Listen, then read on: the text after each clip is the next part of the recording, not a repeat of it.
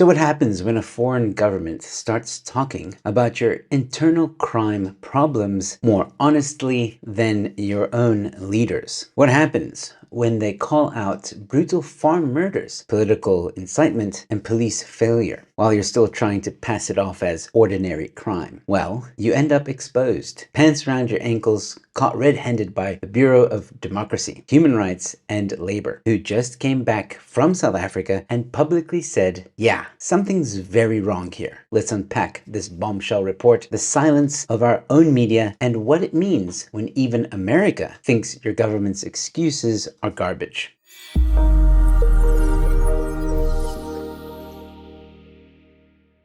Have you seen my documentary Stolen Ground yet? If not, you're missing out. If you have, and you want me to continue the investigation, please help fund the next ones. If you help fund, you'll have access to a pre-screening and you get credited in the credits. Of course, if you want to remain anonymous, that's not a problem. I'll just say anon. But bottom line is, if 7,000 people donate 50 Rand, then we hit the budget goal. Check out the link in the pinned comment or description. BackaBuddy accepts donations from all over the world. Help me expose the truth behind land grabs in South Africa.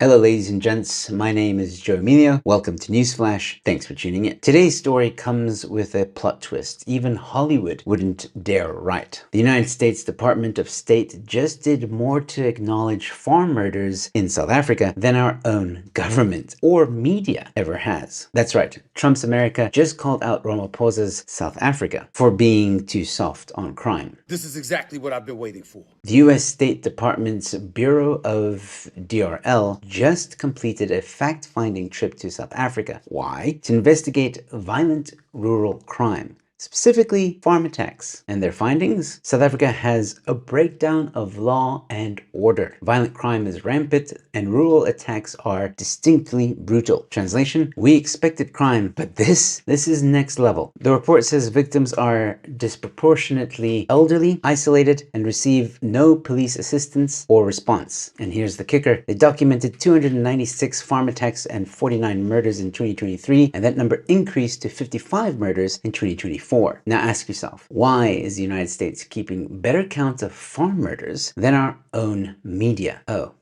of course, that's right. Because here, if you mention farm attacks, you're called racist or an extremist. What? And let's be clear, crime is a massive issue across South Africa. No one is denying that. I often speak about it on this channel. But what separates farm attacks from a typical robbery gone wrong in Johannesburg, for example, is the brutality. The DRL found cases where people were tortured, stabbed, or macheted to death. And nothing was stolen. Not a phone, not a TV, not even the damn livestock. If you're starving, you'd steal food. If you're poor, you might rob. But when you torture someone for hours without even taking anything, that's not about poverty. That's about hatred or ideology or even both. In one case in 2023, attackers reportedly chanted, "Kill the Boer, kill the farmer," as they stabbed their victim. That's not just a hate crime, that's a political slogan with a body count. And let's be honest here, if any other group was being attacked with chants like that, the world would be throwing hashtags faster than you can say hashtag pray for farmers. You might remember the EFF and Julius Malema proudly singing "Kill the Boer" at rallies, and what's their defense? It's just a struggle song, a cultural thing. Yeah, and Jeffrey Dahmer was just a food enthusiast. And now we've got international observers noting that not only are our leaders silent, but in some cases, their names are literally spray painted in graffiti praising the attacks. You can't make this up. South Africa, where inspirational quotes on your wall now include "Kill the Boer." Brought to you by Parliament. A complete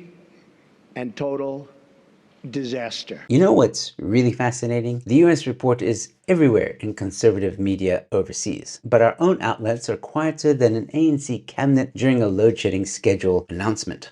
Typical. You'd think a foreign government accusing your country of collapsing law and order would be, I don't know, newsworthy. This is why independent platforms like this exist, because someone has to say what the SABC, ENCA, and News 24 won't. Farm murders are real, they are brutal, and they are being ignored deliberately. Let's take a moment to remember the victims of these attacks, often elderly, defenseless, living kilometers from help, the kind of people who built communities, fed the country, and paid taxes to a government that now turns its back on them. Imagine your grandmother being tortured in her farmhouse, and all the president can say is, well, crime affects everyone. That's like saying a shark attack is just a different kind of swimming lesson. And let's not forget, these attacks impact food security, rural economies, and investor confidence. You think American companies want to invest in a country where you can get stabbed to death to a song? This isn't just a human rights issue, it's a national security one. This report from the US State Department is a wake-up call, one that our leaders will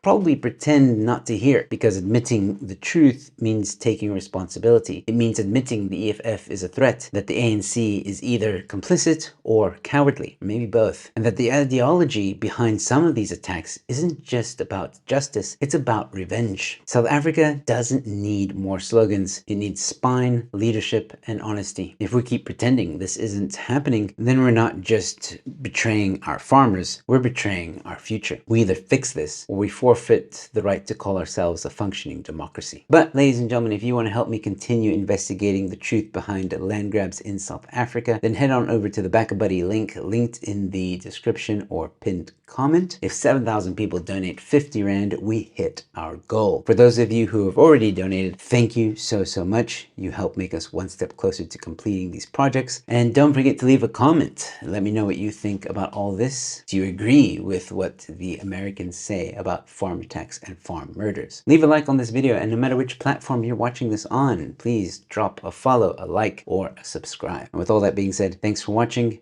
Your Newsflash is in. Dip the back of your spoon into your mixture and pour in perfect measurement. Oh, here's something I didn't know until I was in my 30s. Wet ingredients can be measured by indenting the dry ingredients. Indent?